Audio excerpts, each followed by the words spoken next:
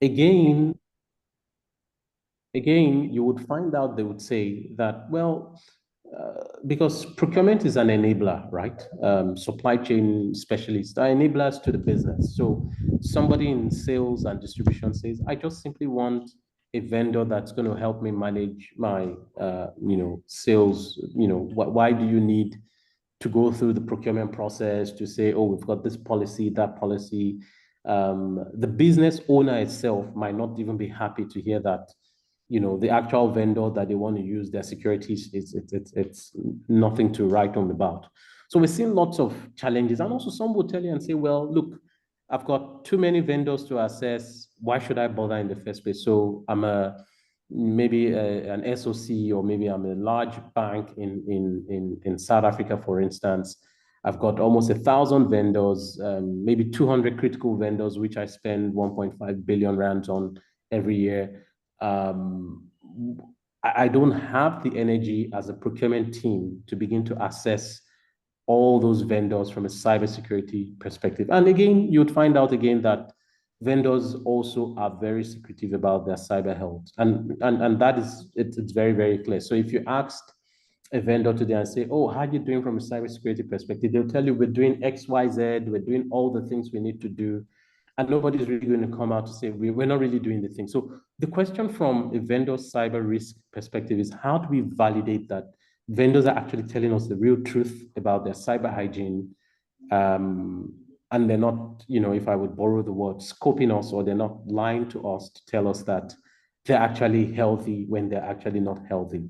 It's easier from a tax perspective if somebody gives you a tax pin that says, you easily can revalidate that with SARS, right? And say, well, we want to check if this vendor is actually, tax compliant. You can even maybe drill down you can drill backwards to say, well, the last 2 years, how have they done from a tax perspective?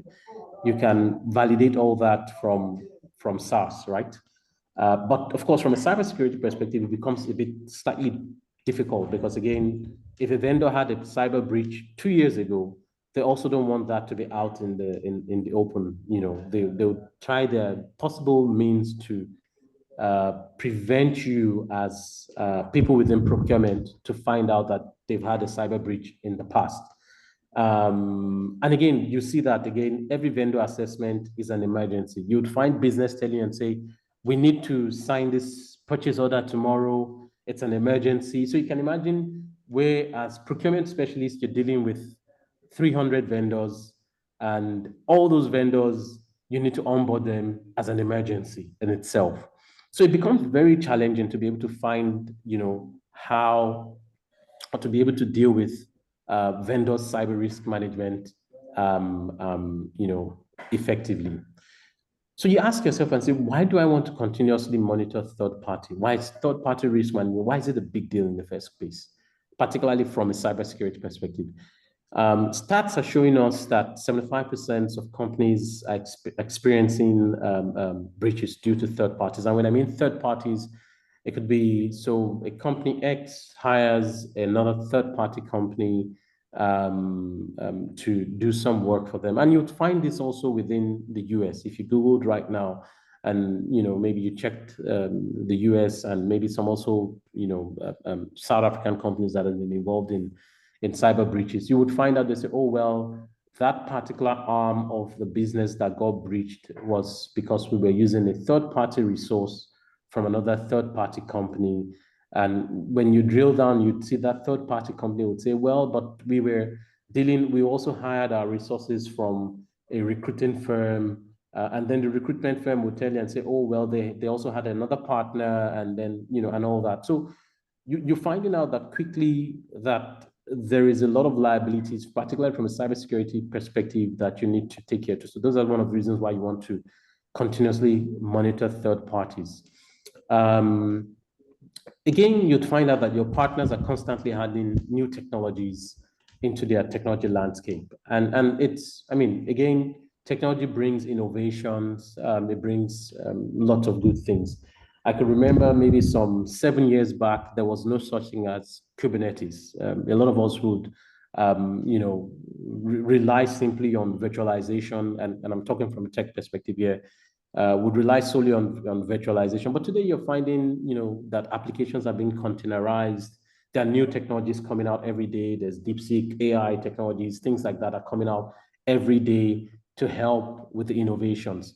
But with all these new things that are coming in, you also find out that your third parties who you've already relied on are also adding these new technologies into their own landscape, and they're bringing them into your own landscape, which are also creating new vulnerabilities, creating new loopholes that the bad guys can use in getting into your organization. And again, we're finding out that quickly that it's almost impossible to do these things without a security ratings service. You would find the challenges. I mean, and again, typically when you ask vendors today and say, how are you doing, your supply chain cybersecurity? How are you managing that third-party risk management? You'd find customers, who tell you and say, well, we do the basic things, we do security reviews when we want to do contracting. And that's because, again, we can't, even for us, that means we'd have to come hire an organization to help us really check and say, well, how's contracting being done? How's the security of this vendor that we're onboarding? So you have people who are doing this, it's good, where they do the due diligence, they ask for a pen test report that say, well, submit, your last penetration test report, or submit your ISO 27001 certificate, or submit your something that says you're POPI compliant, for instance. Submit something that shows your PAIA sheet or whatever. And this is because there is some limited security expertise within the organization, right? Procurement, again, is not cyber. You're not the cybersecurity arm of the organization. And so if you're doing this, it is fine as well. It's a good place to start, but it's not the best of the places that you want to be from an organizational perspective, particularly procurement. And you see people who are saying they're doing ad hoc TPRM process. They already have certain policies, some workflows that may go through a particular manual process. The challenge with this is that its effectiveness is also not as great. And also you don't get so much business value from that. And then you have organizations that have a standardized third-party risk management framework where they are proactively, doing things around breach prevention controls. They're already, looking into their organizations and saying, we're monitoring these vendors that we have. But again, you find out that they typically would have limited supply visibility. So things around 0 day, for instance, from a critical vendor perspective, is almost away from what they don't have a visibility into that. Let me put it that way. The best place to be, and there's always room for improvement, is a place where you actually have a framework that also precludes supply chain incident response. So basically, what does that mean? It means that you're in a position where you can also co-partner with your third parties and also assist them from a remediation perspective. How do they say it? The friend of my friend is my friend. I'm not quite sure if that applies here. But what you're also trying to do is to ensure that from a technology perspective, the vendors that you're using have a clean bill of health and that they cannot typically affect you. So that's the position where you want to be. That's the type of business value where you want to be, where you are partnering with your vendor because, well, I mean, it is important that that your vendor has a clean bill of health from a cybersecurity perspective. If they have a clean bill of health, they can also transfer that clean bill of health to you. If they don't have a clean bill of health, what it means also is that in a way, you're also prone to a huge compromise in itself. At some point in time, I will share with us a slide deck that will typically, or a platform that we use called the Security Scorecard to co-manage second, third-party cyber risk for vendors and does the end-to-end vendor management and communications, remediations, helps to send the watch list and the questionnaires back and forth to each other, and does the evaluation and the rating. I'll share that with us. But typically, this is the position where we want to be, where we have a framework that basically also precludes supply chain incidents response in itself.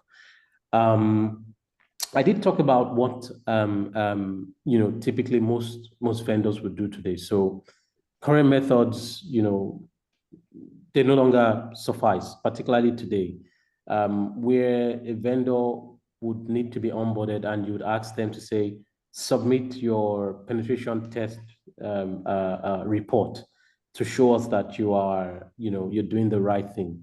The challenge with this is that it's a point in time assessment. So it's a static and it's also very subjective. So depending on who the teams that conducted the pen test, there could be thorough teams, there could be teams that are just learning, there could be teams that are interning with your organizations or their organizations. But again, it's a very subjective thing. So pen tests are typically usually very subjective. So if an ERPSM, for instance, is supposed to take a penetration test for an organization, it might slightly be different in the way that maybe an Orange cyber defense would take it. It might be different from the way a SensePost would take it. It might be different from the way that an MWR would take it. It's a subjective thing because, again, it's largely dependent on the expertise of the teams that are performing this particular pen test. So, and again, it's static. So if I took a penetration test today, or maybe I took a penetration test in April, the moment that pen test is conducted, it ends there. It's that point in time assessment, and it doesn't hold water post that time. So you're finding out that the current methods that you would, or procurement specialists would say that they want to use as a mechanism to drive or to check how vendors are doing from a cyber risk perspective, it really doesn't hold ground, it doesn't hold water anymore, and it falls short. Again, it's expensive, it's static, it's not anything that really works. So what then is the solution to all this? The solution will be to have an overall vendor risk management framework, a framework where you can label yourself as an organization, as well as your vendors with a particular rating. Consider it something like your credit risk rating as well. So, I mean, it's a no-brainer that if somebody had maybe an F, which is typically for failures, it would show that, the program or the characteristics of your entire vendor risk maturity framework is not in the best space. And this particular slide here speaks also to this particular deck here, where, excuse me, sorry, I think we talked about it at some point in time. Can't remember, but this particular slide here just basically talks about how you want to have a vendor risk management framework that shows the things that you are doing as an organization, and they're also using that to monitor your third parties.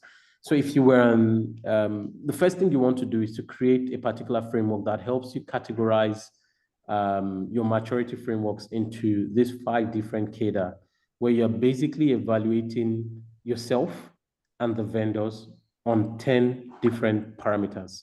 And we'll talk about those parameters in this particular, maybe the next few slides. But basically, what this does for you is that when you have this particular framework that is well architected, you can use those framework to continuously monitor third parties. It grants you also visibilities into the vendor risk, and also you can create your own internal workflows. The real value is that you can then have an enhanced threat response. So you're able to not just mitigate your own risks from a security perspective, but also those of your vendors as well too. Again, you're able to improve compliance within your organization. So if you wanted to be sure and certain that your organization was dealing with companies that were POPI compliant and genuinely POPI compliant, you could do this also using a particular framework that is automated. And I'll show you this from the security scorecard platform in a few minutes from now. Please feel free to stop me if there are questions that you'd like to ask, or if there are things maybe there's something I'm saying that you might want me to elaborate on. Please feel free to unmute your mic and stop me there. So basically in security, we always say trust, but trust everything. In fact, but verify. In fact, at some point in time, it was a situation of zero trust, and still zero trust also works in that trust nothing, but verify everything. But even if you have to trust, you have to verify everything. So the big question is, how do you do that? And when I'm saying trust, we're saying your third parties, when they tell you and say, oh, we're the best from a cybersecurity perspective, we've conducted this, we've done that, they're submitting all their certifications, they're submitting all their documentation to show their compliance to POPI and all that. The question is, how then do you verify that? I mean, so if today, your vendors submitted their tax compliance, you could always go to SARS, check that TCC, validate it to be sure that indeed they're compliant from a tax perspective. But from a cybersecurity perspective, how can you instantly, in a non-intrusive manner, how can you then verify what companies are actually telling you? So there are 10 parameters which we actually take a look at using our platform. Those 10 parameters are application security, network security, endpoint security, social engineering, DNS, hacker chatter. So hacker chatter has to do with, and I'll explain these 10 different parameters over maybe in this particular slide before I move to another slide. So typically when we talk about AppSec or application security, we're basically trying to see how is it that an organization's applications that they're using within their own organization, how secure are those particular applications? Because those are the applications that would also bring into your own organizations, into your own organization. How are they doing? From a network security perspective, you also want to check how they're doing from a network security perspective. Because again, when you hire third parties, we bring in the same habits, the same behaviors that we have. That's what we bring into your own organization when you hire a third party. They're taking all the same behaviors. So if they're not doing well from a network security perspective, trust me, when they get into your organization, they definitely will not do well as well too. We also check also as well the endpoint securities, how each endpoint that's within that particular organization that's exposed to the internet, how it behaves, and how, from a security perspective, how that actually fares. Hacker chatter basically here is where we go deep down into the dark web, and we're basically looking and saying, is there any information or is there anything that anybody's saying about that organization in the dark web? So, and that's where you typically find where people are saying, it could be anything from the names of the directors to find and say, oh, well, in the dark web, they're buying, or they're dealing with fraudulent cards, or they're dealing with, whatever shady business. If there are information about them, can we find those information quickly so that they don't become a risk to your own organization? Also, we're checking for leaked information, other informations about the credentials of those particular organizations. Within also, this also goes into dark web as well to spool out all those particular information in a non-intrusive manner. Another thing we're looking at is the patching cadence.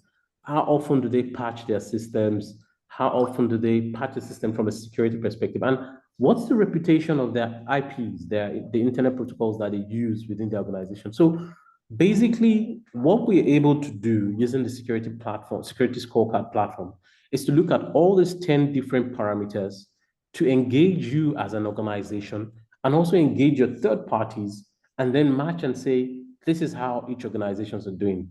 So I will show us the platform just in a few I'm going to just give me a second. I'll stop sharing and then I'll bring up the demo screen. In the interim, if you have any question, please let me know. I'm just going to take the demo platform, and I will share that with us in a few seconds.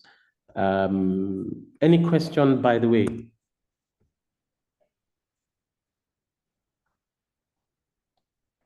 No questions.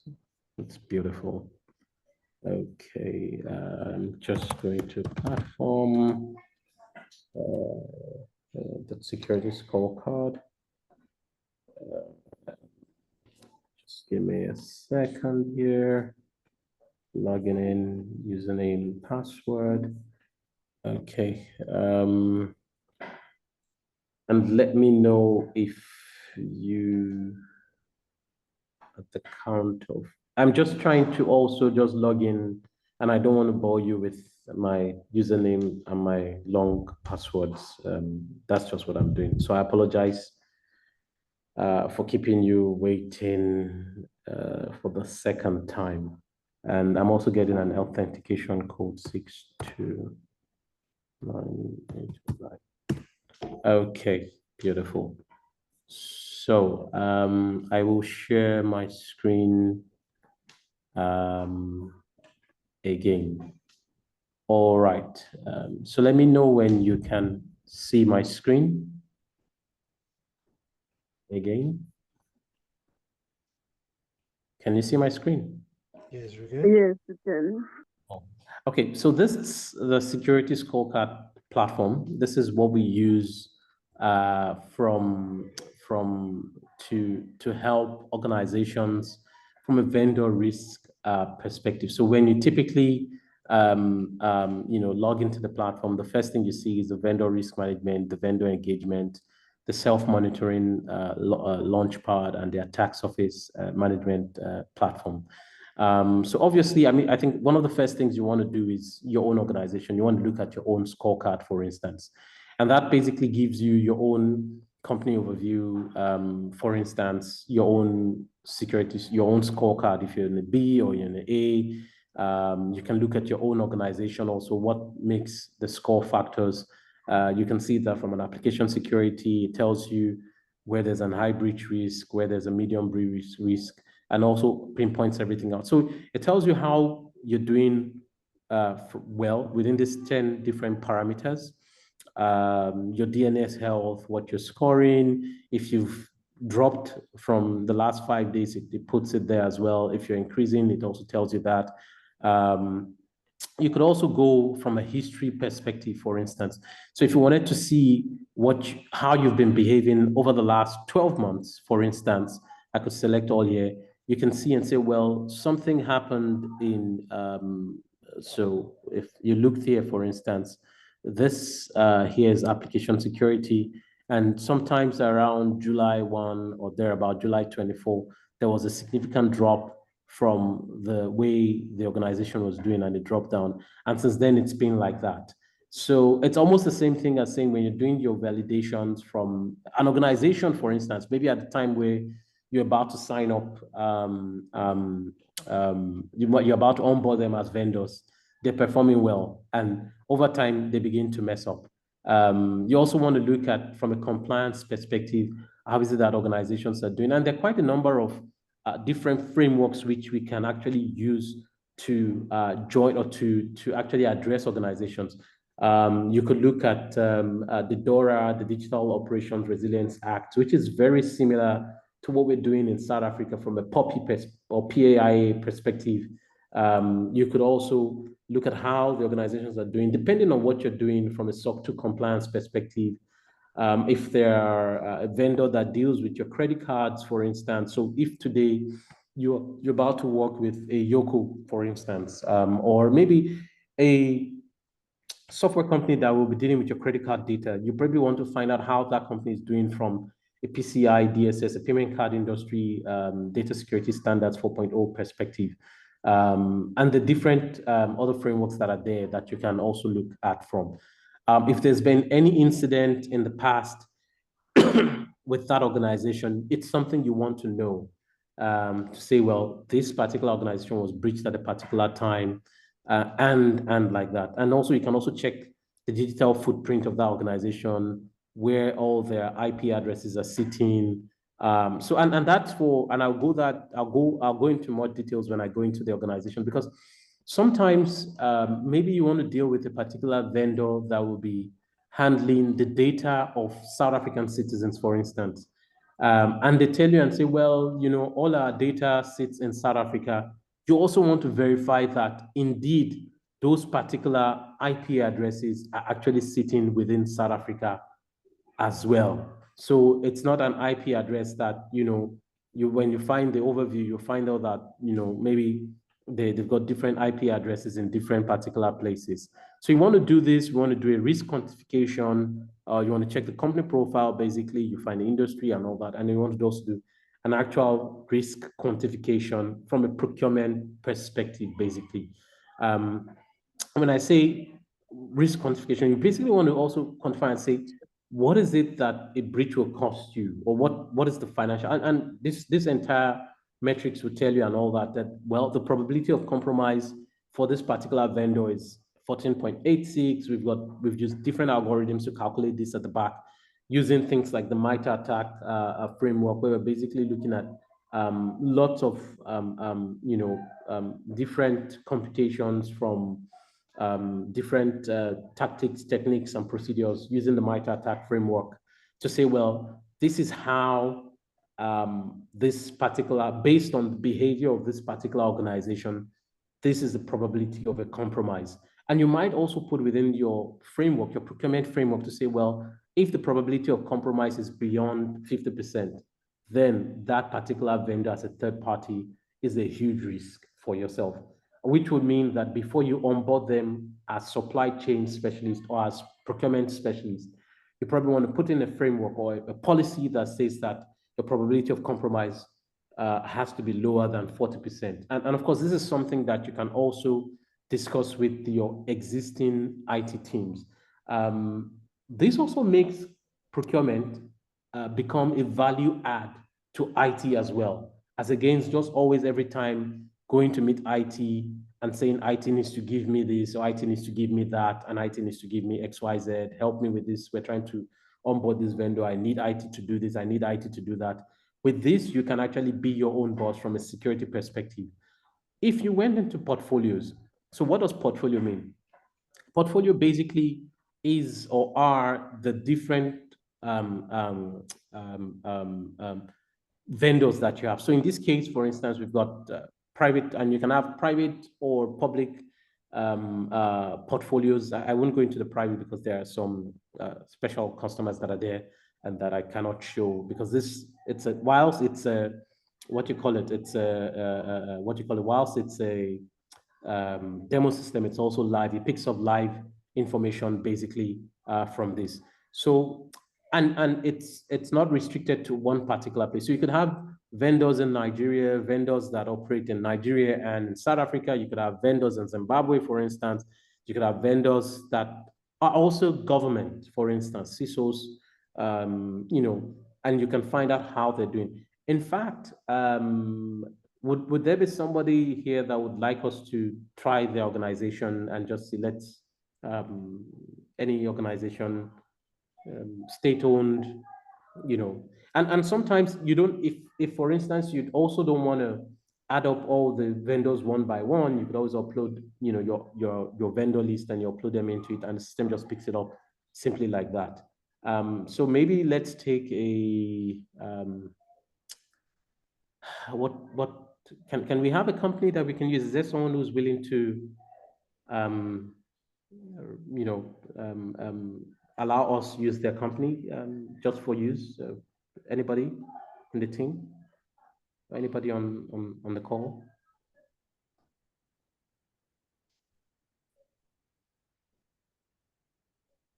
Okay, nobody.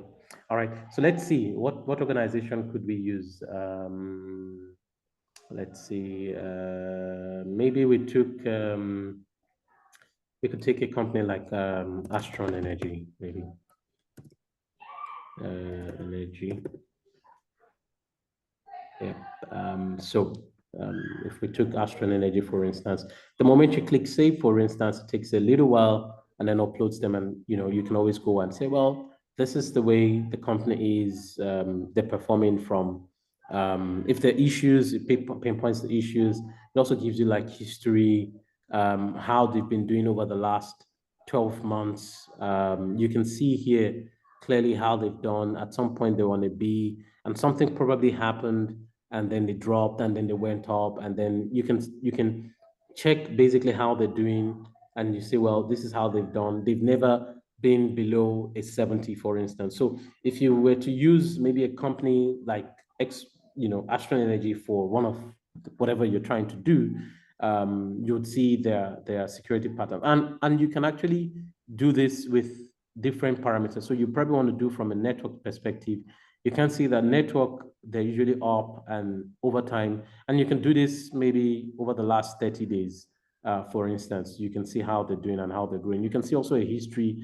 +5 means they're also doing very fine. They're in a B rating, they're scoring 8 and all that.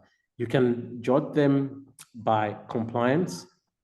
So in terms of compliance, again, and sometimes we can create a custom compliance. So what do I mean by custom compliance? We look at frameworks like DORA, for instance, or GDPR. Is the GDPR here? I think we took GDPR out, but frameworks like DORA, for instance, are very similar to POPI. We can create a custom of that particular, what do you call it, framework, or POPI framework, or PAIA, and then say we want to use that to check how the organization is doing. So if we're going to do from an ISO 27001, if we click this, for instance, it begins to show how that particular, excuse me, how that particular vendor is doing from a security perspective, and then you can drill further down to look into how they're doing from that. But basically, what happens here is this: that you can look at the organization, you can look at the digital footprint, for instance, and then you can say, well, I mean, so I know that this vendor has 13 of their servers sitting in South Africa, for instance. They've got 4 sitting in Netherlands, 2 in the United States, 1 in the United Kingdom. And if you wanted to say, well, you were going to work with that particular vendor, for instance, you want to be very sure with them and say that, look, for we to be able to trust you that you really are using South African, the place where you'll be processing the data of our staffs, or of whoever sits within South Africa, you can then verify here to say, well, these IP addresses actually belong to you, and these are the IP addresses that you'll be using to actually service us. So if you were, for instance, a procurement specialist in a state-owned entity, for instance, and you were going to work with a company, Dimension Data, for instance. Dimension Data being also a very large multinational, for instance, with footprints across, with a global footprint, for instance. You probably also want to basically look at and say, look, guys, I need to be sure that the actual servers or the actual places where you'll be processing my vendor data actually has to be within South Africa. If you found maybe a particular vendor who doesn't, and maybe let's give Dimension Data a try, Dimension Data. So we could pick a Dimension Data, for instance, and the moment we click Save, for instance, you would also see how they're doing from a security scorecard perspective, from a security score perspective. If you clicked on them, you would see different things. So I wouldn't, and also, so take, for instance, there's an incident here. So this was in 2019, for instance. So we can actually see that Dimension Data, for instance, was actually breached in May of 2019. Of course, that's a long time ago, and this was shared on Darknet, FTP.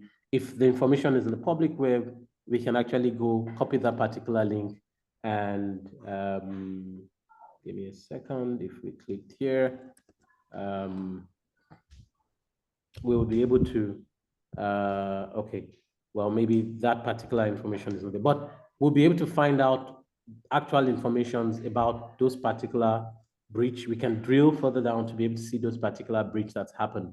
If you looked at the digital footprint, for instance, you would find that they've got different data. Maybe this is dimension data Kenya, dimension data Nigeria, dimension data South Africa, the US guys, one IP in Canada. So we can actually see that indeed they might be processing the data from South Africa, but then it is then up to procurement to say, we want to be very sure that whilst you're working with us, either you're deploying a new technology for us, that those particular IPs are sitting within South Africa, and you can actually verify those things by the click of a button, for instance. You can also do a risk quantification, for instance, with dimension data. So if you did a risk quantification with dimension data, you could go ahead, calculate the financial impact to say, well, the industry of this particular organization is information technology or technology services, basically. Maybe it's space research and technology, depending on whoever you're working with or whatever it is, technology, space research, technology, ICT. But basically, there are different industry codes. It takes a while. There are almost thousands of industry codes. We could also calculate the annual revenue either in USD, in whatever we want to calculate it in, put the annual revenue there. I want to say, well, if this particular organization is being attacked by hacktivists or maybe a nation state or maybe or just mere cyber criminals, or we're looking at different types of attack types, what will happen here? If we click this preview impact, it would calculate the risk quantification and then tell you and say, well, you're already below or you're beyond the 70% probability to be attacked. You would then be able to know as procurement people to say, well, this probably is the right company to work with or not work with. Unfortunately, because this will spool live data, I don't want to do this on live data on a recorded call. Obviously, we can have conversations, to discuss these types of things. But if I were to put in the right figures here and click this preview impact, certain figures will come out. And typically, from a cybersecurity perspective, from a procurement perspective, you want to be able to have this information at your fingertips to be able to say, these are the things that you can do to measure how your vendor risk, or to help your vendor risk management maturity framework, and to be able to also liaise and discuss with your vendors to see how they're doing from a security perspective. So these are the things that I'd like to talk about. There's also a trust center. Trust center basically helps you upload documentations and all that. And there are places where you can also generate these reports, send it to, senior management, or send it to cybersecurity teams within your organization or within the other organization as well too. You can also plan questionnaires. So again, I think this happens a lot with your vendor onboarding, where you are sending questionnaires to your vendors saying, do you have this? Do you have XYZ? If we could also create like templates, POPI templates, for instance. So this is like GDPR here. We could take this particular GDPR questionnaire, and we could create a custom questionnaire, POPI questionnaire, where you can send questionnaires to the vendors and tell them, answer this, upload this, upload that. And then we could look at it from an actual POPI perspective, the different cadres, to say overview of processing activities, the questions that they need to have answered. Do you have records of processing blood? Like that. We customize it to POPI, and you can send this to the organization. And then you can find out also questions around data breach. If there's ever been a data breach, if they tell you no, you can always go within the system. We'll pull out for you, and then you can also know and say, well, I mean, this vendor is just forgive my French, bullshitting me around their practices and all that. So You can send this, you can use this to create your framework for getting data from your vendor. It could be cybersecurity, it could also be other things as well, to whether you're trying to do a vendor risk maturity model type of questionnaire thing.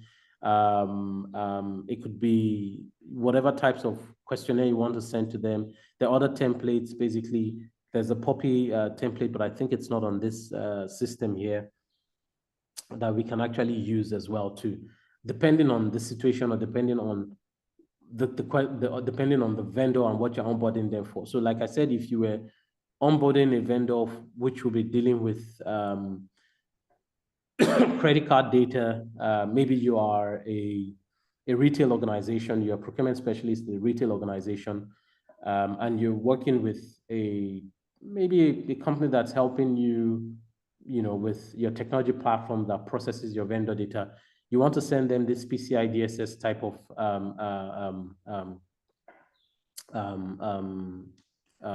what do you call it,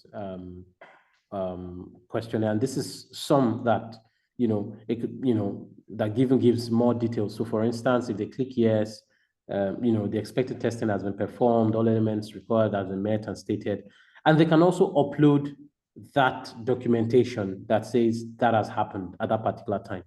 If it was done in 2019, if it was done in 2018, if it was done in 2025, April, or if it's going to be done in 2025 of June, they can give all those information. And when you get all this feedback back, then you can cross-reference it with what happens, particularly in the portfolio side.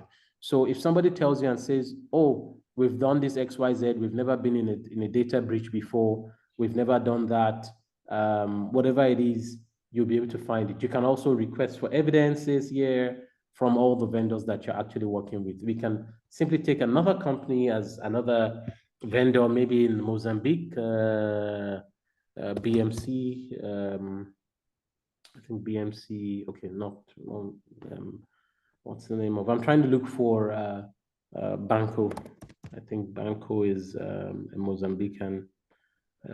Okay, I'm not quite sure. I'm trying to look for companies outside South Africa so that I just don't start, it doesn't look like I'm trying to badmouth the company, because these are sensitive informations that could be seen. And of course, you can always go drill deep into the particular issues that have been picked up.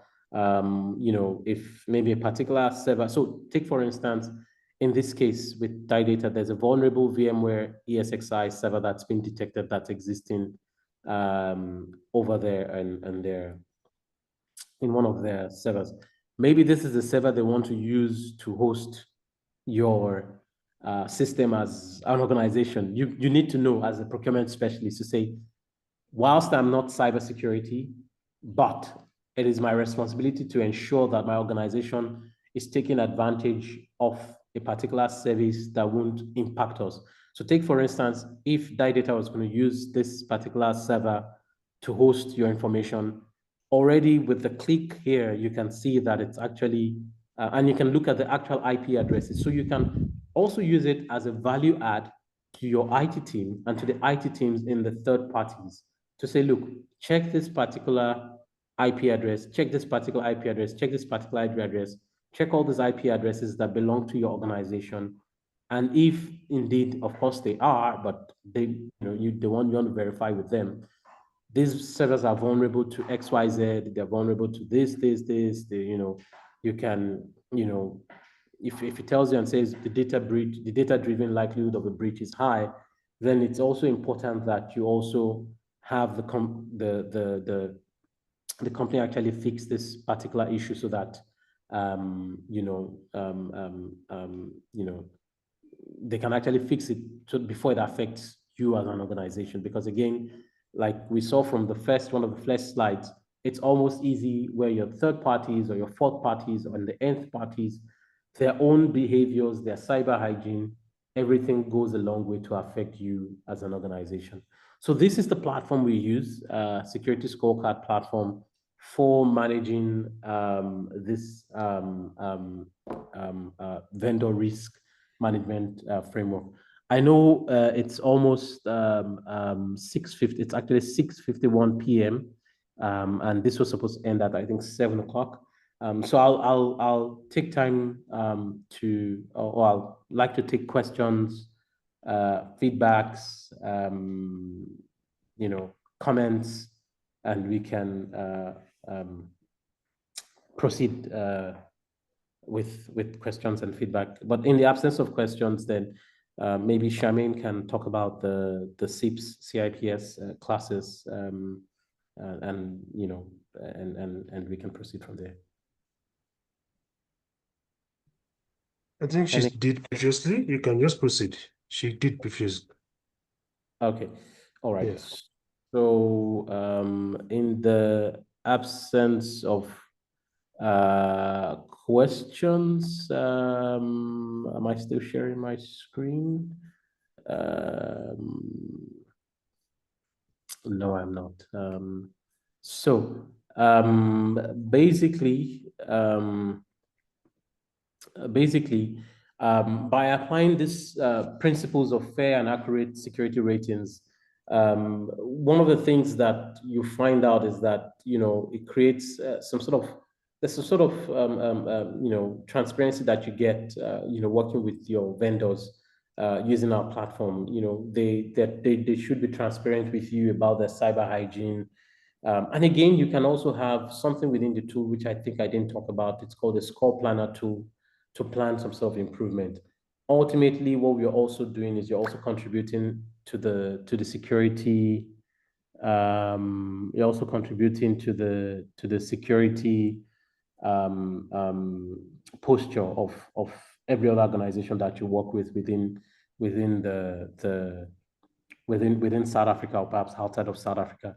And this is a very accurate thing. But again, the platform enables you, as an organization to be able to manage the entire vendor risk, particularly from a cybersecurity perspective, your third-party risk management lifecycle.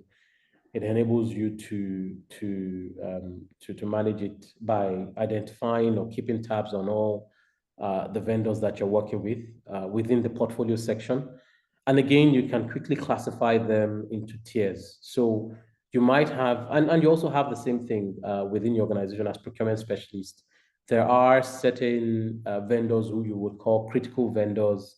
Those are vendors maybe you're spending, maybe huge amounts with billion rands. You would have other vendors that you're spending maybe 1 million rands. You have other vendors that you're spending thousands of rands with that, so you can use this also to quickly, tier or create those particular tiers within your vendors and also get your most critical vendors or vendors who are basically addressing, who are touching your technology landscape, basically. You can use it also to assess them to get a non-intrusive and continuous view of these vendors and their cyber health as well too. Remember, what we're trying to do is not to then begin to live with the vendors in their own organization, but you're trying to also, in a non-intrusive way, continuously view them. And it also helps you collaborate with them. You can invite them. They can also check. They can also see things, and eventually you can use it to mitigate. Largely, again, you find out sometimes boards and C-suite is asking procurement for different types of reports.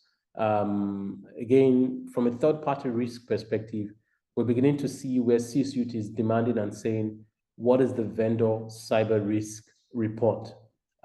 Is there anything like that? And we're already having organizations, forward-thinking banks in South Africa. I think the second largest bank in South Africa today, with a green logo, and I think they've won like most innovative bank continuously for different roles. We're currently working with them. Unfortunately, I can't mention names because we're not trying to advertise. I don't know if there's another bank on this call, but we're working with the second largest bank in South Africa to help them improve on their vendor risk management frameworks using the security scorecard platform. today they can actually report to C-suite on the cyber risk that their vendors, or how the vendors' cybersecurity posture affects them. So these are some of the things that you can do with the platform from, and I think I already showed you the demos. I'll just take this away. Apologies here. But like I did mention, and again, if you already had different tools that you're using from a compliance perspective, if you're using RSA, Archer, or you're using different types of tools, we can integrate this seamlessly into that particular, into your existing technologies that you're using for your compliance. And like I said, you can use it for, if you're not doing segmentation, if you're not tiering your vendors, it's probably some things that you want to think about doing at the moment. And I think this is where the SIPs thing is. So that should be 3 more minutes to end the call. And if there are questions, I'm happy to take them now. And if they're not, please feel free to send us an email and we'll answer your questions from there. Thank you very much, everybody. And I apologize once again for showing up slightly late. I had some emergencies that I unfortunately could not excuse.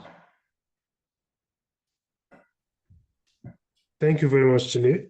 Appreciate the short time and appreciate everything. Should in case there's any question, you can just send us an email for demonstration or any question you may have in your organization so that we can be able to do a demonstration properly to your team and see how the system actually be of help to your team entirely. Thank you so much.